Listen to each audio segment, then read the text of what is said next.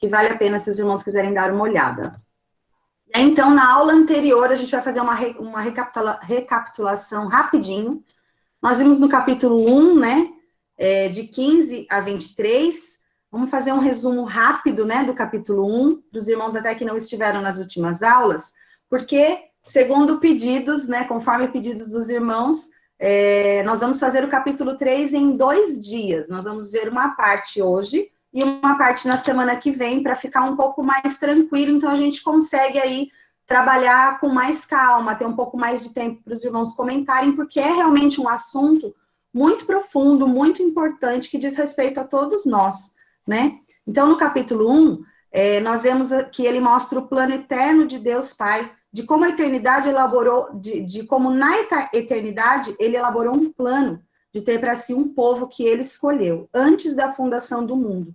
Deus havia nos amado e nos escolhido em Cristo, e nos predestinou para ser um povo seu, né? Nos predestinou para a adoção. Quando falamos de predestinação, não falamos de quem vai ser salvo e quem não vai ser salvo. A Bíblia não fala isso. A Bíblia fala da predestinação em relação àqueles que o Senhor escolheu no seu povo para sermos adotados. E uma curiosidade que eu vi essa semana, talvez alguns irmãos já saibam, mas para mim foi novidade. Quando nós falamos da palavra adoção na língua portuguesa, nós temos essa ideia de que a família adota um filho que não é do mesmo sangue, né? E aí ele passa a ter todas as riquezas e todas as promessas e tudo que diz respeito àquela família, aquele filho adotado também tem.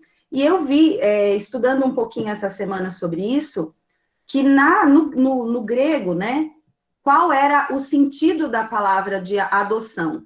Adoção não era de um filho que foi adotado, que era de outra família, né, um órfão que foi adotado naquela família, mas fala de filho maduro, né? Então, havia um ritual, né, ali com os judeus, que quando o filho tivesse determinada idade, ele já podia responder pela família, ser o representante daquela família, né? Então, essa adoção, eu achei assim curioso, achei bacana de compartilhar. Depois os irmãos mais estudiosos aí vão mais profundamente, mas fala então de um filho do mesmo sangue, da mesma natureza, mas que quando ele ganha uma determinada idade, uma idade já adulta, ele tem então essa responsabilidade de responder pela família, de fazer negócios em nome da família, né, ali da sua própria família. E assim o Senhor nos predestinou para sermos filhos maduros, né? Nós somos então embaixadores de Cristo, ou seja, nós nascemos na família de Deus através pela graça, né? Mediante a fé nós somos salvos, e então nós vamos crescendo nesta salvação. A Bíblia fala lá, desenvolvei com temor e tremor a vossa salvação. Então nós vamos sendo, caminhando na direção de Cristo, sendo formado em nós, e aí nós falamos de um processo de santificação, e mais para frente nós vamos falar especificamente sobre isso. Mas então, aqui fala sobre filhos maduros. O Senhor nos predestinou para sermos filhos maduros, né? Para amadurecermos no conhecimento do Senhor, na palavra, né? Assim como o nosso entendimento em relação à igreja, do qual nós somos parte. Então, achei muito, muito pertinente de compartilhar aqui com os irmãos, né? E aí, então, nos predestinou para ser o seu povo, um povo santo, como Deus, e aí, então, Jesus veio a esse mundo na pessoa, né, como Deus Filho, que veio a esse mundo na pessoa de Jesus Cristo, assumiu a forma humana, derramou seu sangue para nos justificar do pecado, para que então pudéssemos fazer parte deste povo que Deus idealizou antes da fundação do mundo. Então, no capítulo 1, Deus mostra a maquete do seu plano de redenção, né? E aí, então, ele nos mostra como o Espírito Santo, através da pregação da palavra, chama as pessoas no tempo certo e vem habitar nelas como selo e penhor do que Deus cumpriu e ainda há de cumprir, que são as suas promessas para os séculos vindouros, né? Então, Do capítulo 1, de 15 a 23, Paulo ora para que Deus dê espírito de sabedoria e revelação para a igreja, né? Ele ora para que a igreja, ao olhar para essa maquete, esse plano de Deus, ela compreenda três coisas: a grandeza do seu chamado, o que é ser cristão, o que é ser chamado por Deus, entender que nós somos a herança de Deus, a riqueza de Deus, o tesouro de Deus, né? Entender a terceira coisa, né? Entender a suprema grandeza do poder de Deus que está à nossa disposição. O mesmo poder que Deus exerceu ressuscitando a Jesus dentre os mortos. Então, essas três coisas, Paulo ora para que a igreja entenda. Então, do seu chamado da esperança, né, do seu chamamento, a riqueza da glória da sua herança, a suprema riqueza do poder. As bênçãos são tão grandes e tão profundas, né, que Paulo fala ali no capítulo 1, que ele ora, porque nós precisamos que Deus nos ajude a compreender tudo isso, né? São coisas tão profundas que só nós estudando com o nosso intelecto, né, com a nossa mente, buscando por nós mesmos, nós não vamos conseguir compreender. Nós precisamos, como Paulo orou, que o Senhor nos dê espírito de sabedoria e revelação, né? Revele a nós tudo isso que é tão profundo e tão maravilhoso. E no capítulo 2, então, Paulo sai do projeto, né, da maquete, para a concretização histórica da salvação. Então, ele nos fala quem nós éramos, nós estávamos mortos, né, e Deus nos deu vida, né, nos fala da graça de Deus em dois momentos. Primeiro, quando o evangelho nos alcançou, quando estávamos escravizados, condenados, indiferentes a Deus, espiritualmente mortos, né, nos nossos delitos e pecados. Mas Deus, os irmãos vão lembrar, mas Deus, no versículo 4 do capítulo 2, diz: mas Deus intervém com graça e nos dá vida, nos ressuscita e nos assenta nas regiões celestiais. Então, pela graça sois salvos mediante a fé, e isto não vem de vós, é dom de Deus, né? Fui buscar um pouquinho também, a título de curiosidade aí para os irmãos, isto, né? Quando a gente fala aqui na nossa língua portuguesa, ele é um pronome demonstrativo, inclusive masculino. Mas, no grego, ele é um pronome também demonstrativo, ele não diz respeito a pessoas, né? Normalmente não se usa para pessoas, e ele é um pronome de gênero neutro. Então, ele não é nem feminino e nem masculino, né? Então, podemos observar, então, tanto que eu coloquei aí, e eu particularmente gosto, né? Particularmente digo, é a minha visão, irmãos, cada um tem aí a sua visão, e o Senhor vai nos direcionando. Pela graça sois salvos mediante a fé, né? Então, isto vem, ele diz respeito à salvação, à graça e à fé. Tudo isso é dom de Deus. Glória a Deus por isso, né? Toda a glória da salvação está em Cristo. Nós vimos muito isso também no capítulo 2. Vimos no capítulo 2 que em Cristo a parede que separava judeus e gentios foi derrubada. E é muito interessante porque essa parede, ela não é só no campo das ideias e abstrata, mas ela era uma parede física, ela existiu, né? Ali os gentios, mesmo convertidos, eles não podiam se assentar onde os judeus estavam, e aí havia uma separação no templo e fora do templo, e em Cristo isso foi derrubado. E glória a Deus por isso, porque o mistério, nós vamos ver agora sobre o mistério com mais profundidade, que este é o mistério de Deus. E nós somos, então, ali no capítulo 2, nós terminamos falando que nós somos poema de Deus, né? Somos o seu poema que ainda não está acabado, o Senhor está nos escrevendo, né? O Senhor está nos edificando, o Senhor está pintando a sua obra maravilhosa, né? Nós somos a obra-prima do Senhor, no qual Ele preparou para andarmos nas boas obras, nas quais Ele preparou de antemão para que andássemos nela, né? Fala de como em Cristo Jesus Deus acabou com a separação, já falei, né? E fala também que agora Deus congrega, né? No capítulo 2 fala que Deus congrega num novo homem o seu povo. E esse novo homem, ele não é um homem individual, ele é um homem coletivo, porque está falando da igreja, né? Meu irmão, a igreja, nós temos plena consciência de que a igreja não é templo, não é parede, mas muitas vezes nós colocamos o significado da igreja apenas na reunião do povo de Deus, e vai muito além da reunião. Quando eu compreendo de que a igreja é um projeto eterno de Deus, que desde a antiguidade, desde a eternidade, o Senhor sonhou com ela, até quando nos assenta nas regiões celestiais com Cristo, e quais as implicações de tudo isso, nós começamos a compreender de uma forma, assim, até singela, porque é tão profundo, mas que a igreja vai além das reuniões. E quando eu compreendo isso, eu passo a me ver de forma diferente, né? Eu não sou igreja somente quando eu vou para uma reunião de oração ou quando eu vou para o culto. Porque então, se for só isso, eu posso me dar o direito de ir ou não ir. Mas é muito além disso, né? Vai muito além das reuniões. Nós somos o centro da vontade de Deus. Em nós está a glória de Deus, porque ali ele é glorificado, a sua graça é glorificada, aquilo que Jesus fez é glorificado, né? Em todos os séculos. Vamos avançar. Então, aí nós vamos entrar em Efésios 3, no versículo 1. Então, vamos ler.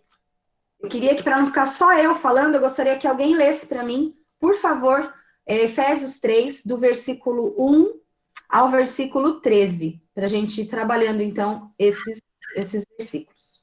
Vamos lá, eu vou ler, então. Por esta causa, eu, Paulo, sou prisioneiro de Cristo, por amor de vós, gentios. Se é que tendes ouvidos a respeito da dispensação da graça de Deus a mim confiada para vós outros. Pois, segundo uma revelação, me foi dado conhecer um mistério, conforme escrevi há pouco, resumidamente, pelo que, quando ledes, podeis compreender o meu discernimento do mistério de Cristo, o qual em outras gerações não foi dado a conhecer aos filhos dos homens, como agora foi revelado aos seus santos apóstolos e profetas no Espírito, a saber que os gentios são co-herdeiros, membros do mesmo corpo e coparticipantes da promessa em Cristo Jesus, por meio do Evangelho, do qual fui constituído ministro, conforme o dom da graça de Deus, a mim concedida, segundo a força operante do seu poder. A mim, o menor de todos os santos, que me foi dada essa graça de pregar aos gentios o Evangelho das insondáveis riquezas de Cristo, e manifestar qual seja a dispensação do mistério, desde os séculos ocultos em Deus, que criou todas as coisas, para que pela igreja a multiforme sabedoria de Deus se torne conhecida, agora dos principados, dos potestades nos lugares celestiais, segundo o eterno propósito que estabeleceu em Cristo Jesus, nosso Senhor, pelo qual temos ousadia e acesso, com confiança, mediante a fé nele. Portanto, vos peço que não desfaleçais nas minhas tribulações por vós. Por nisso está a vossa glória. Amém. Amém. Glória a Deus, Rô. Então, vamos começar aqui entendendo um pouquinho. Porque Paulo, a gente viu que lá no capítulo 1, ele começa a orar pela igreja. Depois, no capítulo 2, nós vimos essa manifestação histórica, essa concretização do plano de Deus de salvação, de redenção, de exaltação da igreja. E aí, então, nós vemos um pouco dessa separação entre gentios e judeus e o que Deus, em Cristo Jesus, fez para uni-los. E aí, ele vai orar de novo no capítulo 3, né? Por essa causa, Paulo, então, ele ia orar. Mas aí, então, ele para. E antes de orar, ele lembra, né? Ele se lembra de explicar por que está preso. Veja, ele estava escrevendo aos gentios de Éfeso, né? Então, o que aconteceu ali e por que ele está preso? Essa carta, ela foi escrita quando Paulo estava preso em Roma. Paulo era prisioneiro de Nero, algemado a um soldado romano sob a custódia de César. Mas na mente de Paulo, né? A sua vida está debaixo da soberania de Deus. Então, ele começa, por esta causa, eu, Paulo, esse sou, alguns estudiosos dizem que foi a nossa tradução que colocou para dar sentido à frase, mas no grego ele está, por esta causa, eu, Paulo, o prisioneiro de Cristo Jesus, né? Então, ele está preso, olha a circunstância em que ele está vivendo. Ele está preso em Roma, prisioneiro de Nero. Muitos sabem aqui quem foi Nero, o imperador. Então, ele estava algemado a um soldado romano, sob a custódia de César, mas no coração e na mente dele, ele estava debaixo da soberania de Deus. E isso nos fala o quê? Quem dirige, controla, conduz a vida de Paulo não é Nero, né? não era a circunstância que estava conduzindo. Quem conduz a vida de Paulo não eram os judeus, não era a perseguição. Quem controla a sua vida é o próprio Deus. Por isso ele diz, por esta causa eu, Paulo, prisioneiro de Cristo Jesus. Então ele está falando o que para os efésios? Olha, eu estou preso, mas eu sou prisioneiro de Cristo Jesus. Se eu estou aqui, é porque é vontade soberana dele. Né? E aí, isso trazendo para nós, que eu acho importante que essas aulas elas tenham realmente uma direção para nós, no que nós estamos vivendo. Né? Então, nós precisamos ter essa percepção de Paulo. Quando numa situação de dificuldade, nós precisamos continuar olhando para Cristo e saber que nós somos dele, que a nossa vida está debaixo da soberania dele. Né? Mesmo diante de tantas dificuldades, e nós estamos vivendo um tempo de dificuldade, né? De certa forma de aprisionamento. Né? Então, com a que estamos vivendo, né, nós precisamos continuar sendo igreja. Né? E até essa semana, trazendo sobre isso, essa semana eu fui fazer uma visita, né? A Ellen foi comigo, ela está aqui na sala, e nós estamos vivendo tantas coisas por conta de um vírus, por conta de uma doença, por conta de de notícias de que esse vírus está muito mais contagioso e há tantos cuidados que nós temos tomado. E quando eu estava orando a respeito dessa visita, eu fui visitar uma menina de 8 anos de idade, né? E diante disso, eu falei, Senhor, como eu preciso estar livre para abraçar, se for necessário, para me aproximar, para tocar, né? Nós estamos vivendo um tempo que, por conta do medo, muitas vezes nós estamos duros, no sentido de que não tocamos, não nos aproximamos, né?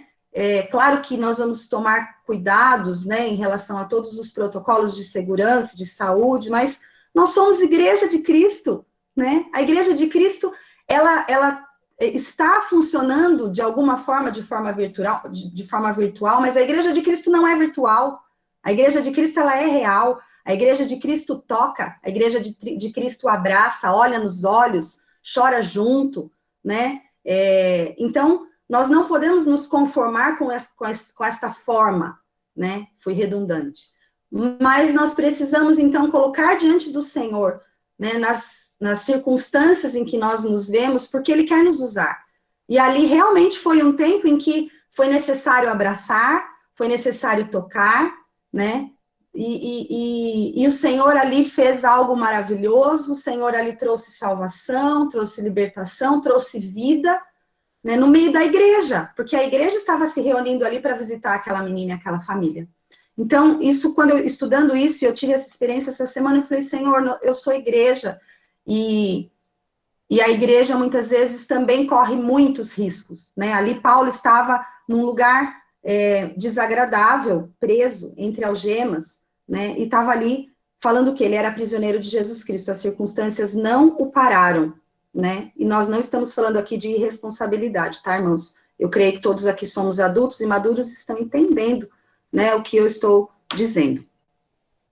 E então precisamos mesmo diante de tudo isso saber que somos igreja, né? Paulo está preso, algemado, estava esperando sua sentença de morte, né? Mas ele não diz, sou prisioneiro de César, ele diz, mas de Jesus Cristo eu sou prisioneiro, porque ele olha para a vida não pela ótica humana, mas pela ótica da soberania de Deus, né? E lá em Romanos 8:28 fala assim, sabemos que todas as coisas cooperam para o bem daqueles que amam a Deus, né? Que são chamados segundo o seu propósito. Então, o Senhor está com as rédeas deste mundo e dos acontecimentos nas mãos, Ele está dirigindo a nossa vida para cumprir o seu propósito eterno. E nós fazemos parte deste propósito, né? Que é o de ter muitos filhos semelhantes a Jesus, a Bíblia diz. Né? Então, as circunstâncias eram essas. E por que Paulo escreve essa carta, né? Ele escreve essa carta porque ele soube que os crentes de Éfeso estavam desanimados, porque ele estava preso. Né? Então, os crentes de Éfeso ali, os salvos de Éfeso, a igreja que estava reunida em Éfeso, eles estavam desanimados, porque souberam que o seu pastor, né, estava preso. E imagina ali quantas coisas não foram faladas, né, do porquê ele estava preso. Então, Paulo viu realmente uma relevância muito grande de escrever para eles e falar por que ele estava preso. Né? Não era porque ele tinha feito nada de errado, não tinha Mas então Paulo queria dizer por quê. Então nós vemos esse parêntese no texto. Por quê? Porque é importante. Então nós vamos nos debruçar aqui, porque tem tudo a ver conosco. O fato de Paulo estar preso ali, né, quase 2000 anos atrás, e esta carta tem tudo a ver conosco. Sabe por quê, meu irmão? Porque Paulo era apóstolo aos gentios. Eu e você fazemos parte destes gentios aí, né? Então, se hoje nós estamos aqui reunidos em volta da palavra no Brasil, né, com 2000 anos, depois de 2000 anos desse fato, é porque tem tudo a ver conosco a causa dessa prisão. E aí, qual a causa da prisão de Paulo, né? Então, ele começa por essa causa qual? Eu, prisioneiro de Cristo, sou prisioneiro de Cristo por amor de vós, gentios, né? Então, a causa é por amor de vós, por amor ali dos gentios, por amor a nós ele estava preso. E aí isso nos faz voltar um pouquinho na história, né? Então, Paulo explica que ele está preso porque Deus o escolheu e o colocou como pregador de um mistério que não havia sido revelado completamente no Antigo Testamento, mas que foi revelado agora com a vinda de Cristo e a chegada dos apóstolos. E que foi, né, por pregar este mistério que Paulo estava preso. E que no final isso era honra e não um motivo de desânimo. Então, quando nós examinamos no capítulo 2, nós encontramos Paulo dizendo que os judeus não são povo exclusivo de Deus, mas que ele está chamando pessoas de outras nações, nós vimos isso lá no capítulo 2, para fazer parte do seu povo. E pela fé em Cristo Jesus, nos tornamos povo de Deus, em pé de igualdade com os judeus. Lembra que nós falamos na semana passada que os gentios eram sem herança, sem cidadania, sem Deus, sem promessa, eram sem nada, né? E, por conta da fé em Cristo Jesus, pela pregação da palavra, eles passaram a estar em pé de igualdade com os judeus. Portanto, a definição do povo de Deus não é mais étnica, né? Não são mais os descendentes físicos de Abraão, mas um povo espiritual unidos por esse mesmo fato, fé em Jesus Cristo. Foi isso que ele começou a pregar.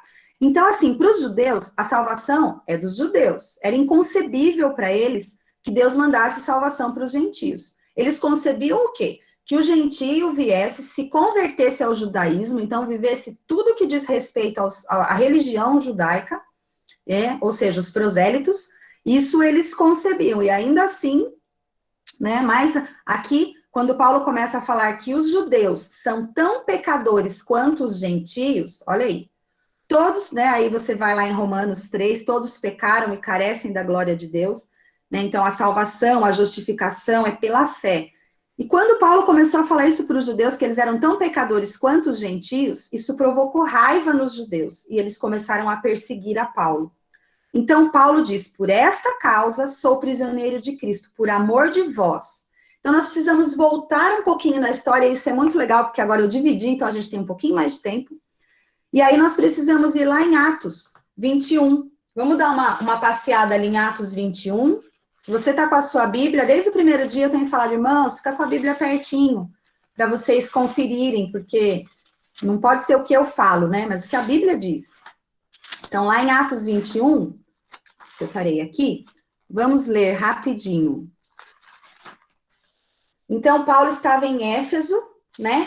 E aí Paulo ficou por 3 anos em Éfeso, né? Então, lá no 19:31, Atos 19:31 fala assim, portanto, vigiai, lembrando-vos de que por 3 anos, noite e dia, não cessei de admoestar com lágrimas a cada um. Ele estava se despedindo do povo lá em Éfeso, né? Aí Paulo ora com eles, no 21 ele chega em Tiro, em Cesareia, e então ele vai para Jerusalém. E ele vai com 4 gentios, né?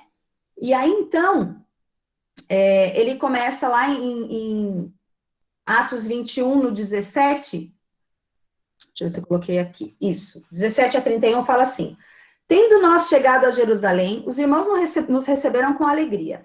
No dia seguinte, Paulo foi conosco a encontrar-se com Tiago, e todos os presbíteros se reuniram. E tendo-o saudado, contou minuciosamente o que Deus fizera entre os gentios por seu ministério. Ouvindo, deram eles glória a Deus e lhe disseram, bem vês, irmão, quantas dezenas de milhares há entre os judeus que creram, e todos são zelosos da lei. Olha aí. Então, preocupação era que fosse zeloso da lei. E foram informados a teu respeito que ensinas todos os judeus entre os gentios a apostatarem de Moisés, dizendo-lhes que não devem circuncidar os filhos, nem andar segundo os costumes da lei. Que se há de fazer, pois? Certamente saberão da tua chegada. E aí no 23, então, no 23 e 24, eles falam, não, olha, então, vai lá, você e os 4 homens, e aceitem o voto, se purifiquem, né, façam as despesas necessárias, raspem a cabeça, que está lá em Números 13 e 20, que fala sobre o voto de purificação do Nazireu. Queria que eles fizessem isso. Quanto aos gentios que creram, já lhe transmitimos decisões para que se abstenha das coisas sacrificadas a ídolos, do sangue, da carne de animais sufocados, das relações sexuais ilícitas. E aí, então, Paulo tomou aqueles homens e foi lá fazer a purificação. Precisava de 7 dias para essa purificação. Entrou no templo, né, acertando o cumprimento dos dias, até que se fizesse a oferta. No versículo 27, nós vemos o quê? Quando já estavam por findar os 7 dias, lembra? Paulo estava com 4 gentios. Paulo, então, os judeus vindo da Ásia, tendo visto Paulo no templo, alvoroçaram todo o povo e o agarraram, gritando: israelitas, socorro! Este é o homem que por toda parte ensina a todos a serem contra o povo, contra a lei e contra este lugar. Ainda mais introduziu até gregos no templo e profanou esse recinto sagrado. Né? Paulo estava lá com Trófimo, que era um efésio, né? Ele estava em companhia, e aí eles viram e julgaram Paulo de ter introduzido eles no templo. Até que lá no capítulo 2 nós vemos, né? Derrubando a parede de separação, foi por causa deste fato. Então, o que aconteceu? Toda a cidade ficou agitada, teve um empurra-empurra, agarraram Paulo, arrastaram para fora, espancaram Paulo, né? Procuraram eles matá-lo. Procurando eles matá-lo, chegou ao conhecimento do comandante da força que toda Jerusalém estava amotinada. Então, levando, né, o comandante, levando logo soldados e centuriões, correu para o meio do povo. Ao verem chegar o comandante e os soldados, o povo parou de espancar Paulo, né? Então, era uma perseguição porque eles queriam matar Paulo, porque ele estava com os gentios dentro do templo. Tamanho era o ódio dos judeus em relação aos gentios. Eles não aceitavam que os gentios, pela fé, seriam como os judeus. Resumindo. Né? Então, aí, no 35, fala assim, 17:35. Ao chegar às escadas, foi preciso que os soldados o carregassem por causa da violência da multidão. No 36. Pois a massa do povo seguia gritando, mata-o. Né? Lembra, nós estamos voltando na história para saber por que Paulo está preso. E aí, então, Paulo, né, foi recolhido, então, à fortaleza e pediu para falar, né, e disse ao comandante, é-me permitido dizer-te alguma coisa? Respondeu ele, sabes o grego? Aí, não és tu, porventura, o egípcio, que a tempo sublevou e conduziu ao deserto 4.000 sícaros? Respondeu-lhe Paulo, eu sou judeu, natural de Tarso, cidade não insignificante da Cilícia, e rogo-te que me permitas falar ao povo. Então, ele teve permissão para falar com o povo, para apresentar a sua defesa, né? Então, Paulo se colocou em pé, fez com sinal, com a mão sinal para o povo e houve silêncio. Só que aí, irmãos, ele começou a falar na língua hebraica. Quando ele começou a falar na língua hebraica, o silêncio foi absoluto, né? E aí, então, ele começou a falar. O 22:2, vamos lá. Ele fala, né, no 22:1, irmãos e pais, ouvi agora a minha defesa perante vós. Quando ouviram que lhes falava em língua hebraica, guardaram ainda maior silêncio, e ele continuou. Eu sou judeu, nasci em Tarso da Cilícia, e ele foi falando a respeito da vida dele, instruído aos pés de Gamaliel, falou sobre a lei, sobre os antepassados, o quanto ele era zeloso. No 4, versículo 4, persegui este caminho até a morte. Este caminho é os cristãos, a igreja, né? Jesus é o caminho, e aqueles que seguiam a Jesus eram chamados os do caminho, né? Tanto que esse caminho está com letra maiúscula.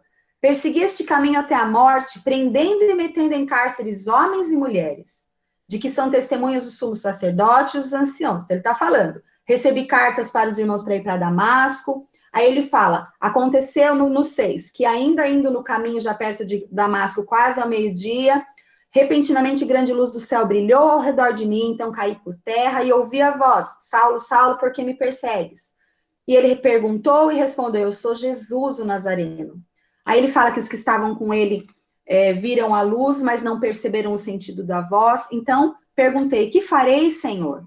No 10, o Senhor me disse, levanta-te e entra em Damasco, pois ali te dirão acerca do que ia fazer. E ele começa a falar, ficou cego, e aí Ananias foi, impôs as mãos, né? Então, ele vai falando sobre a história dele que os irmãos já conhecem. E aí, então, vou adiantar lá para o 17. Tendo eu voltado para Jerusalém, enquanto orava no templo, sobreveio-me um êxtase, e vi aquele que falava comigo. Apressa-te e sai logo de Jerusalém, porque não receberão o seu testemunho a meu respeito. Eu disse, Senhor, eles bem sabem que eu encerrava em prisão e nas sinagogas açoitava os que criam em ti. No 20, quando se derramava o sangue de Estevão, tua testemunha, eu também estava presente. Guarda isso. Consentia nisso e até guardei as vestes dos que o matavam. Enquanto ele estava falando tudo isso, o povo estava ouvindo. No 21, mas ele me disse, né? Paulo falando a respeito do que Jesus disse. Vai, porque eu te enviarei para longe, aos gentios. Olha o versículo 22, irmão. Ouviram-no até essa palavra, e então gritaram, dizendo, tira tal homem da terra, porque não convém que ele viva. Enquanto ele estava falando tudo da perseguição, tudo que Jesus fez, encontrou Jesus, tudo estava lindo. Quando ele falou, vai porque eu te enviarei para longe aos gentios, eles não ouviram mais nada. Tira tal homem da terra, porque não convém que ele viva. Ora, estando eles gritando, arrojando de si as suas capas, atirando poeira para os ares. Você consegue visualizar isso, irmão? O que foi esse momento de defesa? Então, ordenou o comandante que Paulo fosse recolhido à fortaleza para ser interrogado. No 25, quando estavam amarrando com correias, disse Paulo ao centurião presente, servos há, porventura, lícito açoitar um cidadão romano sem estar condenado? Paulo apelou para a cidadania dele de Roma, né? E tanto que tem um momento que ele fala, né? No 28, respondeu-lhe o comandante, a mim me custou grande soma de dinheiro o título de cidadão romano. Pois Paulo diz, pois eu o tenho por direito de nascimento. Se Paulo não tivesse apelado para a cidadania, para o direito dele de cidadão romano ser julgado por Roma, ele teria morrido ali mesmo, né? Então, olha aí, nós vemos aí o quê? A causa, né? Nós voltamos na história para ver por que Paulo estava preso. Vemos aqui na Bíblia, na história, Paulo estava preso, então, porque ele estava dando o seu testemunho, porque então ele estava pregando aos gentios, né? E por essa causa ele foi preso.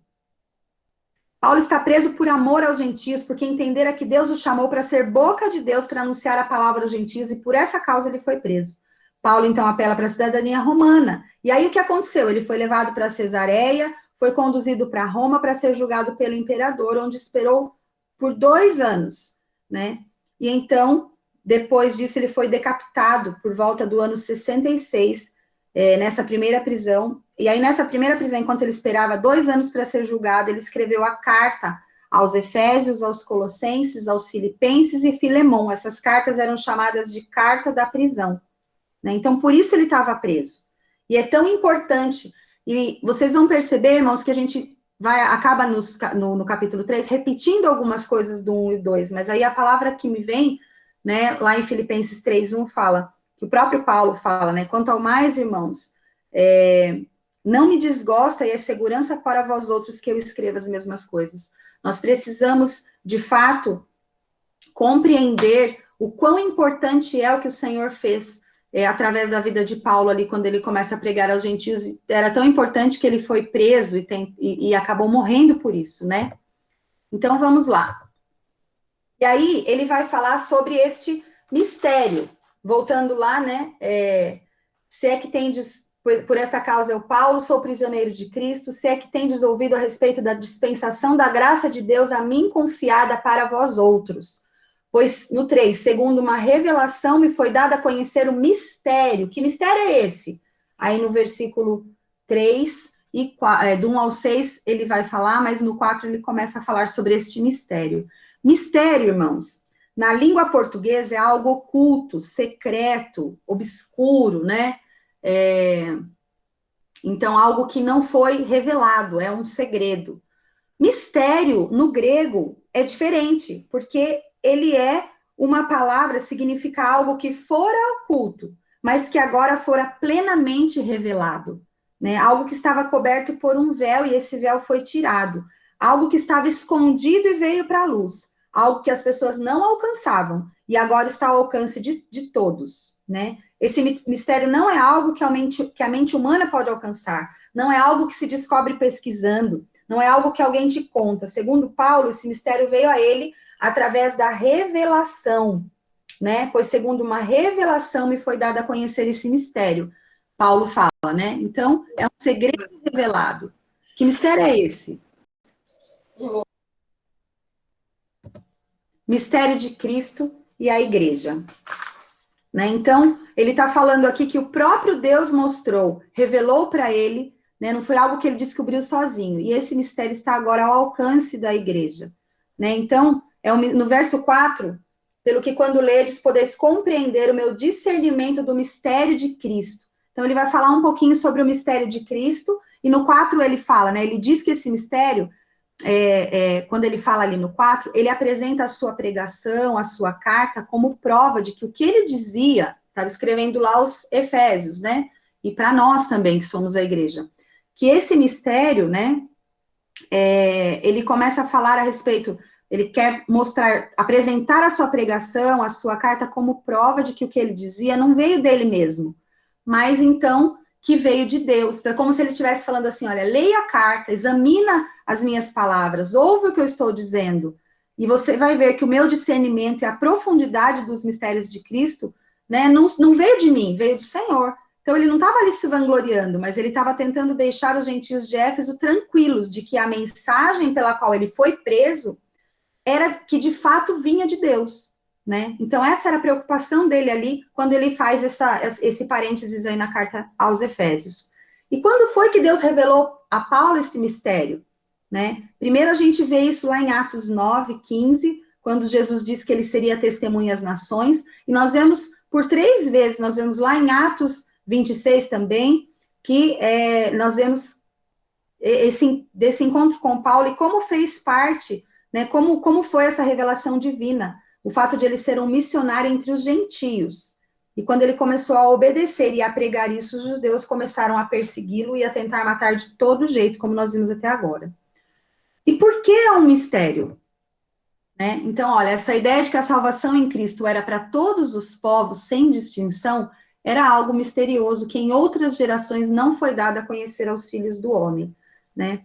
O mistério de Cristo, por que é um mistério? Né? O mistério de Cristo aqui, ele não está se referindo, né? No 4 fala, né? Olha, versículo 4, o meu discernimento do mistério de Cristo. Esse mistério de Cristo não está se referindo a Cristo, Jesus Cristo ser homem e ser Deus, não está se referindo também à sua morte e à sua ressurreição. Nesse versículo 4, ele está se referindo ao efeito do que Cristo fez na cruz, que era abrir o caminho para que não judeus, né, como por exemplo nós brasileiros, pudéssemos pela fé nele sermos incluídos no povo de Deus e recebidos por Deus mediante o perdão dos nossos pecados. Então esse era o mistério de Cristo aqui no versículo 4, né, o efeito daquilo que Cristo fez, e em Cristo nós somos agora participantes deste povo, com tudo que tem direito, né, vamos dizer assim. Então essa ideia de que a salvação em Cristo era para todos os povos, sem distinção, era algo misterioso que em outras gerações não foi dado a conhecer aos filhos dos homens. Era algo que Deus guardou segredo por muito tempo. E veja, né, porque aí no 5 ele fala, o qual em outras gerações não foi dado a conhecer. O versículo 5, né? Quando foi que Deus revelou esse mistério a Paulo, no caminho de Damasco? Olha lá, versículo 5, esse mistério no Antigo Testamento. Então, veja, ele era, né, fala que em outras gerações não foi dado a conhecer. E realmente, a plenitude desse mistério não foi conhecido até que veio Jesus e os apóstolos e profetas. Aí nós vemos lá, por exemplo, em Abrão, né? Então, era algo que Deus guardou segredo por muito tempo. E aí nós vemos indícios, né? Dicas a respeito disso. Então, lá no chamado de Abraão, em Gênesis 12, 3, quando Deus fala que em ti serão benditas todas as famílias da terra, então ali nós vemos um pouco desse mistério. Ali já havia um vislumbre, né? Que o Senhor iria chamar todas as nações, mas o plano não estava ainda claro, as pessoas ali não sabiam naquele tempo. Né? Então, quando Deus prometeu uma terra, uma descendência, que no seu descendente seriam benditas todas as nações. Nos Salmos, nós também vemos esses indícios, né? Lá no 2:8, quando o salmista começa a louvar a Deus, todos os povos, vós gentios, louvai a Deus. Aí nós vemos também no livro dos profetas, lá em Isaías 65, quando fala, né? Anunciando, por exemplo, eu fui chamado por um povo que não era meu. Tá tudo bem, irmãos? Todo mundo está conseguindo acompanhar? Sim, eu estou conseguindo acompanhar. Ótimo. Tudo certo. Joia. Então, aqui, ó, Isaías 65. Anunciando, por exemplo, né, quando fala, eu fui chamado por um povo que não era meu. Então, eu vou abrir lá, os irmãos não precisam abrir, mas eu vou abrir aqui que eu tenho separadinho, que no versículo 1 e 2 de Isaías 65 fala assim, fui buscado pelos que não perguntavam por mim, fui achado por aqueles que não me buscavam, a um povo que não se chamava do meu nome, eu disse, eis-me aqui, né? E aí ele vai falando a respeito, quem é esse povo que não era chamado pelo seu nome? São os gentios, as nações de toda a terra. Mas tudo ainda estava muito nebuloso, né, naquela época, incompreendido, não havia sido revelado. O fato é que o judeu tinha certeza de que era um único povo salvo por ser filho de Abraão. E os gentios estavam todos condenados. Né? Então, esse é o maior mistério, né, maravilhoso em Cristo. Fala aqui sobre as outras gerações, como nós vimos. E aí, no 5, ele fala... Mas agora foi revelado aos seus santos apóstolos e profetas no Espírito, né? Então, esse agora aí no versículo 5 é muito importante, porque não foi revelado antes, mas agora foi revelado. Agora ficou claro o plano de Deus desde o início, quando da criação do mundo, quando chamou Abraão, era para ter um povo do qual fizesse parte gente de todas as nações, que tenha em comum a fé em Jesus Cristo, né? E aí... Então, nesse versículo 5, ele se refere aos 12 apóstolos, chamados, comissionados, e a quem Deus revelou esse mistério. Nós vemos isso, por exemplo, né, quando Pedro recebe a visão do lençol, os irmãos lembram, né, que ele estava com fome, estava lá no eirado da casa, e ali recebeu a visão, desceu um lençol com os animais impuros, e ali o Senhor fala, come, ele, não posso comer coisa impura. E aí, então...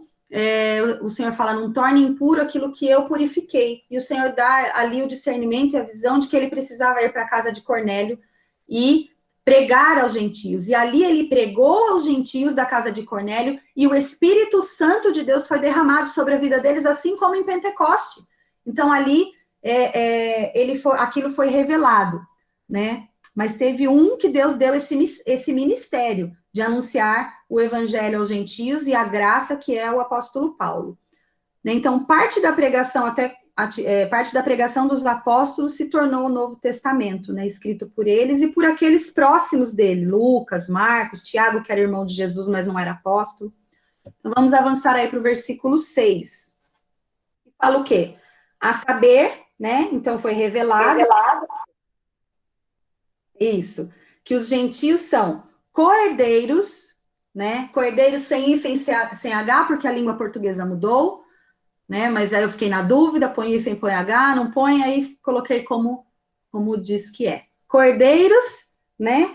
Então, 3 expressões muito maravilhosas aí no versículo 6. Cordeiros. Então, Deus prometeu que a Abraão que a sua descendência haveria de herdar a terra. E essa terra não somente a Palestina, mas a vida eterna, o novo céu e a nova terra, onde habita a justiça. Agora nós somos cordeiros com eles. Quem? Os gentios, nós, os sul-americanos, os brasileiros, né? Somos cordeiros com eles. Entramos no testamento, na mesma herança. Vamos herdar junto com os judeus que creem em Cristo o novo mundo que Deus prometeu. E tudo que diz respeito a esse pacote, essa herança desse testamento que foi selado que foi cumprido em Cristo Jesus e selado pelo Espírito Santo.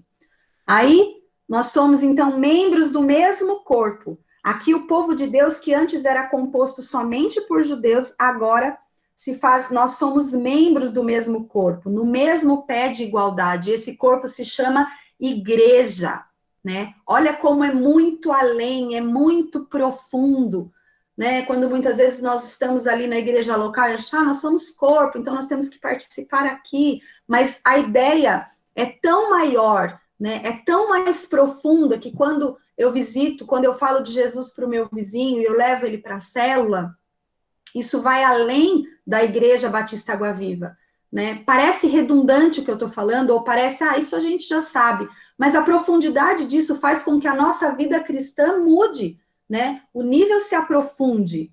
E então, nós somos coparticipantes da promessa, sem hífen também. Que promessa é essa? Daí nós voltamos para o capítulo 1, no verso 13, nós somos selados com o Santo Espírito da promessa. Podemos dizer, então, que nós somos coparticipantes da promessa do Espírito Santo, né? Isso faz parte do reino messiânico. Nós também recebemos o Espírito Santo por meio do Evangelho. Quando um brasileiro ouve o Evangelho, né? Ali, por exemplo, em João 3,16, porque Deus amou o mundo de tal maneira que deu seu único filho, para que todo aquele que nele crê não morra, mas tenha a vida eterna, ali os seus olhos são abertos pelo Espírito Santo de Deus, né? Ali é soprado vida de Deus, e ele então, quando crê nisso, ele se torna parte do povo de Deus, membro do mesmo corpo, co-herdeiro de Abraão e coparticipante da promessa do Espírito Santo de Deus. Né? Então, isso é maravilhoso. Veja o que aconteceu, que nós vemos lá em Atos, lá na vida de Paulo, isso tem tudo a ver comigo, né?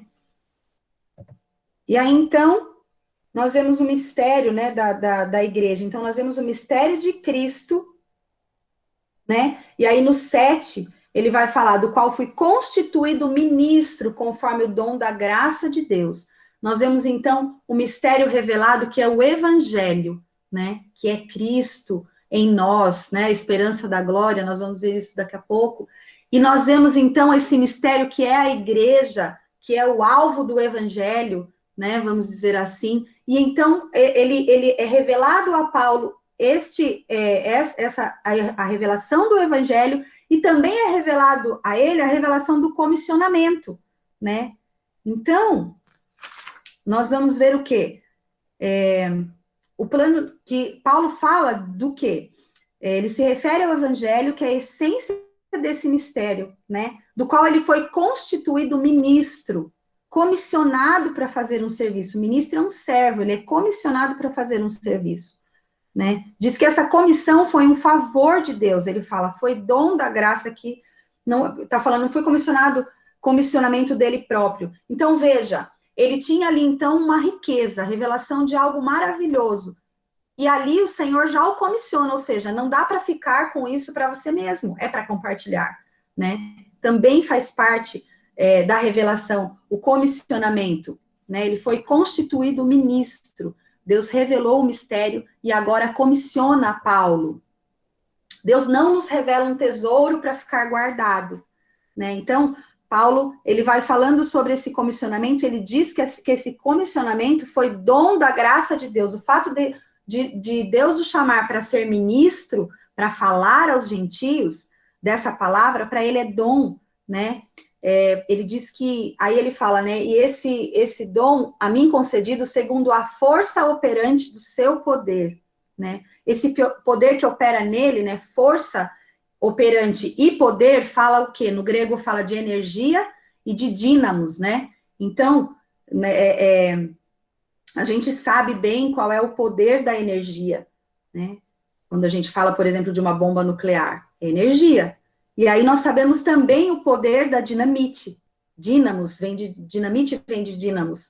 A gente sabe qual é a extensão da explosão de uma dinamite. Então, o poder que opera nele, né, foi por graça, e esse poder que opera nele e que também opera em nós, enquanto igreja, para levar esse evangelho, para levar esta palavra. E veja, esse evangelho não se resume a nós sermos pecadores e Deus nos salvou em Jesus Cristo e nos ressuscitou. Vai além, nos torna igreja, nos faz assentar com Cristo nas regiões celestiais, nós temos acesso a todos os recursos de Deus, o seu poder aí de energia, de dinamite, né? Há um poder de Deus extremo e maravilhoso que está a nosso favor. Nós precisamos saber quem nós somos enquanto igreja, para não ficarmos acuados no canto, com medo, né? Então, por isso é tão importante. E aí, então, Paulo compara o mistério ao evangelho, primeiro revelado a Paulo e agora pregado por Paulo, né? E Paulo chama a si mesmo de um menor, né? No versículo 8, então, ele fala, a mim, o menor de todos os santos. E é interessante por quê? Porque na Bíblia nós vemos Paulo fazendo isso 3 vezes, né? Então, aqui em Efésios 3:8, ele diz que ele é o menor de todos os santos. Né? Lá em 1 Coríntios, ele diz que ele é o menor de todos os apóstolos. E lá em 1 Coríntios 15, no versículo 9, ele fala, eu, o menor de todos os apóstolos. E ele fala, porque perseguia a igreja de Deus. Por isso que eu coloquei essa figura aí da mão com a pedra. Porque Paulo se via menor por conta que ele foi perseguidor da igreja, né? Ele foi ali cúmplice, por exemplo, da morte de Estevão, quando ele segurou as roupas daqueles que o apedrejaram. Estevão foi o primeiro mártir, né, da história. Então, ele se via desta forma. Então, não era uma falsa humildade, né? Ele se via assim. Tanto que quem assistiu, por exemplo, o filme de Paulo, né? Paulo, apóstolo de Cristo, se eu não me engano é esse o nome, esse mais novo que saiu. Por vários momentos na prisão, ele tem sonho e vê as pessoas que ele perseguiu e indiretamente matou. Indiretamente matou. Então, por quê? Porque aquilo era importante para ele, mexia com ele. Então, o menor dos apóstolos, aqui, o menor dos santos, né? E aí, depois nós vamos ver também em 1 Timóteo, que ele diz que ele é o maior dos pecadores, o principal dos pecadores, né? Então, isso não era uma falsa modéstia, ele estava realmente se referindo por ser um perseguidor dos cristãos, envolvido de forma indireta na morte de alguns. Ele considerava seu chamado graça, porque ele não se via merecedor por causa disso. E quando nós entendemos a profundidade desta palavra e desse mistério maravilhoso que foi revelado, nós também muitas vezes nos vemos aquém. Por mais que nós estudemos, por mais que nós nos preparemos com todos os cursos, com todas as, né, com todo o tempo de oração, de jejum e tudo mais, nós também muitas vezes não nos vemos, né? Muitas não, eu creio que todas as vezes, aquém desse chamado, é a graça de Deus sobre a nossa vida, né? É o poder operante, a força do poder operante de Deus em nós somos instrumentos, como Paulo foi, né? Então, e veja, os anjos queriam ser portadores das boas novas, mas Deus não nos deu a nós, né? E aí ele continua, no 8 mesmo, me foi dada a graça de pregar aos gentios o evangelho das insondáveis riquezas de Cristo, né? Então, o evangelho das insondáveis riquezas de Cristo. Como que prega algo que é insondável, né, irmãos? Né? O que é insondável? Tem uma historinha rápida falando sobre insondável. Então, o pai levou o filho, eu creio que alguns irmãos já ouviram. O pai levou o filho, então, para a praia, né? E aí o filho perguntou para ele assim, o pai, o que é inesgotável, né? O que significa inesgotável? E aí, então, o pai, para explicar para o filho, porque não é algo que a gente explica com tanta facilidade, dependendo da idade da criança, ele pegou o baldinho e pegava um baldinho de água e colocava na areia. Voltava, pegava mais um baldinho de água e colocava na areia. E ele foi fazendo isso várias e várias vezes. E aí ele explica, né? Olha, filho, inesgotável é isso. Se eu passar a minha vida inteira aqui, tirando água com o baldinho desse mar, não vai acabar, não vai diminuir, não vai esgotar, né? Isso é inesgotável. Você tira e nunca acaba, né? Então, o evangelho, ele é insondável, ele é inexaurível, ele é inesgotável, né? Não vai faltar palavras sobre o evangelho. sobre a graça, sobre o amor de Jesus, né? Essa graça, esse amor de Jesus, ela desafia o nosso entendimento, a nossa inteligência, porque a gente não vai conseguir compreender de forma plena, né? É só a revelação do Senhor, e todos os dias ele nos revela sobre isso. Veja, a história de Jesus, o seu amor e o evangelho é o assunto mais escrito em todos os tempos. E ele foi esgotado? Não, né? Os pregadores que estão aí podem dizer, muitas vezes o Senhor revela algo daquela palavra, do evangelho, da graça de Deus, que ninguém falou, né? Agora mesmo tem alguém que está escrevendo algo sobre isso que ninguém falou sobre isso. É inesgotável, né? Não há palavras para descrever completamente esse plano maravilhoso de Deus. O evangelho tem uma profundidade inesgotável, né? E será que nós temos conhecido, vivido e anunciado esse insondável evangelho? Né? Tudo isso, quando eu ouço e quando eu vejo tudo isso, isso precisa mexer comigo. Né? Eu não posso ficar do mesmo jeito. A minha mente não pode ser a mesma. Por isso que a Bíblia diz que a palavra de Deus, ela transforma a nossa mente, né? E aí, então, aqui, no versículo 8, quando fala das insondáveis riquezas de Cristo, nós vemos que o centro é Cristo. O centro desse mistério no 8 é Cristo. Mas aí nós passamos para o 9, né? No versículo 9 fala, e manifestar qual seja a dispensação do mistério, desde os séculos oculto em Deus que criou todas as coisas. Aqui no verso 9, quando fala de manifestar a dispensação, manifestar é levar à luz. No grego, fala sobre iluminar, né? E então lá em Atos 26, ele fala para iluminar os olhos daqueles que estavam em trevas, né? Pela pregação, como Deus iluminar, né? Então, pela pregação, como Deus administrou esse mistério através dos séculos, né? Então, como que manifesta essa dispensação? Através da pregação do evangelho. E essa dispensação, essa economia, né? Quando fala de dispensação, eu lembro de dispensa, né? Onde guardam as coisas, né? Que precisa para nos alimentar, vamos dizer assim.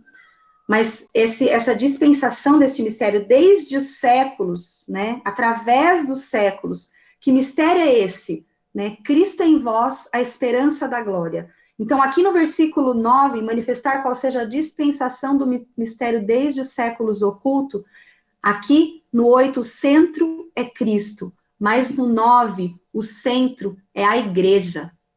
Né? Aqui o centro é a igreja, né? Qual é esse mistério? Cristo em vós, a esperança da glória. Né? Qual é essa dispensação que foi manifesta, que veio à luz desde os séculos oculto em Deus? Né? Que ele veio reunir um povo de todas as nações para si, a igreja. Né? E isso é maravilhoso. A gente pode ver lá em Colossenses 1, do 24 a 29, fala assim, agora me regozijo nos meus sofrimentos por vós e preencho o que resta das aflições de Cristo na minha carne a favor do seu corpo, que é a igreja, da qual me tornei ministro, lá em Colossenses 1, 24 a 29, a qual me tornei ministro de acordo com a dispensação da parte de Deus que me foi confiada a vosso favor para dar pleno cumprimento à palavra de Deus. O mistério que estiver oculto dos séculos e das gerações, agora, todavia, se manifestou aos seus santos, aos quais Deus quis dar a conhecer qual seja a riqueza da glória deste mistério entre os gentios, isto é, Cristo em vós, esperança da glória, o qual nós anunciamos, advertindo a todo homem e ensinando a todo homem toda a sabedoria, a fim de que apresentemos todo homem perfeito em Cristo. Para isso é que eu também me afadigo, esforçando-me o mais possível, segundo a eficácia que opera eficientemente em mim. Então, essa dispensação, esse mistério oculto nos séculos é a igreja. Então, aqui, o centro deste mistério é a igreja, no versículo 9. Isso é maravilhoso, né? E para que tudo isso? Lá no versículo 10, qual é a finalidade de tudo isso? Para que pela igreja a multiforme sabedoria de Deus se torne conhecida agora dos principados e potestades nos lugares celestiais, né? Deus está formando uma comunidade multinacional, multirracial, multicultural, né? Multiforme.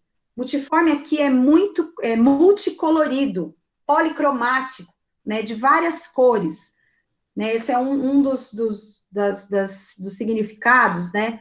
Então, é como se Deus estivesse na história, reunindo o seu povo, e aí a manifestação, né, desse povo pela igreja, que é a multiforme sabedoria de Deus. Meu irmão, você é diferente de mim, né?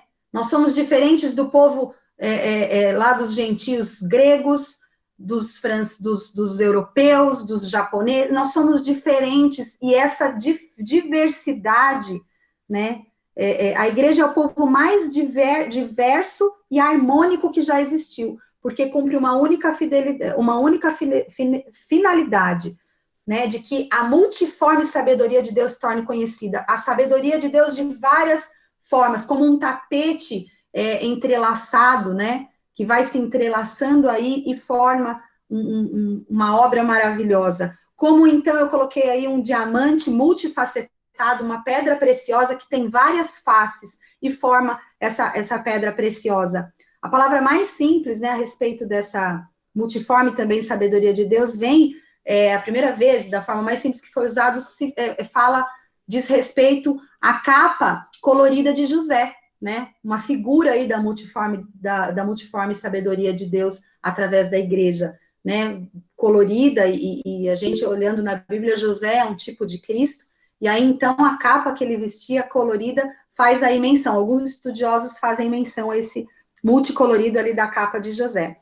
Então, uma joia multifacetada, né, com vários ângulos diferentes, com vários lados. A sabedoria de Deus é como essa pedra preciosa que se manifesta através da sua vida, da minha vida e de cada um de nós, a igreja, o povo de Cristo, né? Isso é maravilhoso, maravilhoso. Então, nós vemos aí que a multiforme graça de Deus se manifesta, a finalidade, né? E aí se torna conhecida de quem? Dos principados e potestades nos lugares celestiais. Não fica no âmbito dos homens, né? Tudo isso que Deus revelou, que Deus fez, que chamou a Paulo, que nos chamou, foi então para que se torne conhecida agora dos principados e potestades nos lugares celestiais. Paulo diz que os principados e potestades estão envolvidos nesse segredo, por não ser onisciente, né? Os anjos e os demônios, os anjos caídos, eles não são oniscientes. Satanás não é onisciente. Nem mesmo eles sabiam desse mistério, né? Os anjos vão saber agora. Os anjos caídos, Paulo diz, também aprendem, né? Então, aqui é que os principados e potestades vão conhecer a plenitude desse mistério, né? Os anjos vão saber agora. Os anjos caídos também vão aprender que Satanás não tem todo o poder, né? E que pela Bíblia, Satanás sabia que o Salvador viria, quando viria, onde viria, como viria e até por que viria, porque estava escrito tudo isso, né? Mas nunca encontrou em nenhuma profecia no Antigo Testamento sobre o mistério de judeus e gentios sendo unidos em um só corpo. Ele podia ver judeus rejeitando o Messias, podia ver gentios crendo nele, mas nunca viu ambos unidos em um só corpo, assentados com Cristo nos céus, completamente vitoriosos sobre ele, né? Nós vemos o quê? Que Deus revela a sua igreja, Deus revela então a sua noiva como um espetáculo, um grande espetáculo para os anjos, né? E para os anjos Deus esconde o seu plano, mas agora ele quer, né? Aqui no versículo 10, a gente vê que o Senhor quer que isso tudo fique conhecido dos principados e potestades. É como que se a história fosse um teatro, né? O mundo é o palco, a igreja são os atores, né? Deus, então, é o autor, o produtor, e a plateia é quem? Os anjos, os principados e potestades, né? Então, a gente vê que isso é tão maravilhoso. É como se os anjos que estão lá no céu aplaudissem a graça, o amor e a maravilha de Deus sobre os homens, né? E, por outro lado, os anjos caídos, vendo que eles não tiveram perdão, mas os homens sim. E não só perdão, mas vida, ressurreição, exaltação, ascensão com Cristo, né? Isso eles veem então a igreja e o amor e a graça de Deus. E quando Deus realizou a criação do universo, Deus revelou aos homens o seu poder, né? Mas quando ele realiza a sua nova criação, que é a igreja, Deus está revelando aos anjos a sua sabedoria. Olha que maravilhoso isso. E no verso 11 fala, segundo o eterno propósito que estabeleceu em Cristo Jesus, nosso Senhor, né? E aqui no versículo 11 nós vemos, então, o propósito eterno de Deus estabelecido em Cristo Jesus. Né? Esse foi o propósito eterno que foi estabelecido em Cristo desde a da eternidade. Deus traçou um plano, Deus traçou um propósito de ser glorificado por meio desse povo chamado igreja, que ele separa de uma forma tão soberana, ele purifica por meio de Jesus e que santifica por meio do seu Espírito. Esse é o propósito eterno de Deus, que Deus estabeleceu na eternidade, irmãos, e executou na história, né? Nós fazemos parte dessa obra maravilhosa. E aqui, né, no livro, na página 90, eu queria ler um pouquinho, né, fala que, falando da história, né, que Deus, então, ele escreveu, né, na história, ele executou na história, né, quando a gente fala sobre a história, né, os cristãos afirmam em contraste com todos os demais pontos de vista que da história. Então, quando nós vemos sobre história, nós vemos o quê, né? Todos nós estudamos história na escola. Então, a gente vê sobre guerras, a gente vê sobre presidentes, reis, né? Quem governa o país, né? Então, nós vamos vendo aí a respeito da história, né? Entender aí o processo histórico. Mas nós, cristãos, nós afirmamos, né? Em contraste com todos os demais pontos de vista da história, é que a história é de Deus, né? É a história dele. Deus está operando baseado num plano concebido na eternidade, mediante um desenvolvimento e uma revelação histórica, né? Levando a um clímax e depois vai além dela para a eternidade no futuro. A Bíblia tem esse modo linear de entender o tempo, né? A história secular concentra a sua atenção nos reis, nas rainhas, nos presidentes, nos políticos e nos generais, nas celebridades. A Bíblia se concentra, pelo contrário, num grupo que chama de santos. Frequentemente, gente pobre ou insignificante, gente sem importância, né? Frequentemente, irmãos, não sempre, porque o Senhor chama a todos, como Ele quer, né? Mas Ele chama as coisas loucas, né? As coisas que não são como se fossem. E gente, muitas vezes, que sem importância, que, porém, ao mesmo tempo, é o povo de Deus. E, por essa razão, são como desconhecidos do mundo, e, entretanto, bem conhecidos de Deus, né? Então, a história secular, ela se concentra no mapa do mundo, mas a Bíblia se concentra, então, numa comunidade multinacional chamada igreja. O Senhor está escrevendo a sua história, né? E o alvo de Deus está na igreja, e não nas coisas deste mundo, né? Então, a igreja, nós vemos aqui no versículo 12, né?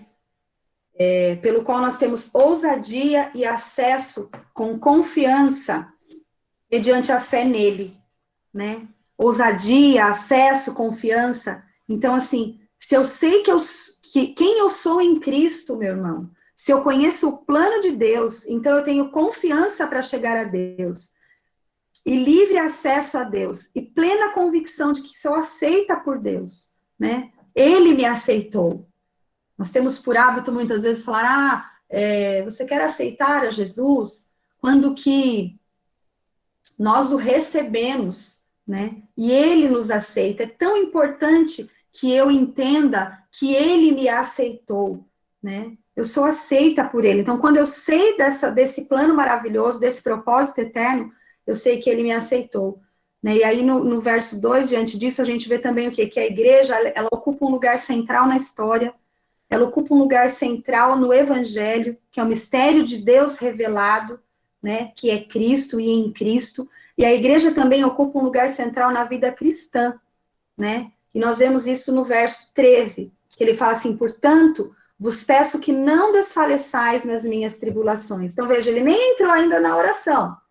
E aí ele conclui, vos peço que não desfaleçais nas minhas tribulações por vós, pois nisso está a vossa glória, né? Então, ali, os efésios deviam estar se perguntando por que Deus permite isso? Prendeu a Paulo? Puxa, ele estava ali pregando, ficamos sem o nosso pastor, né?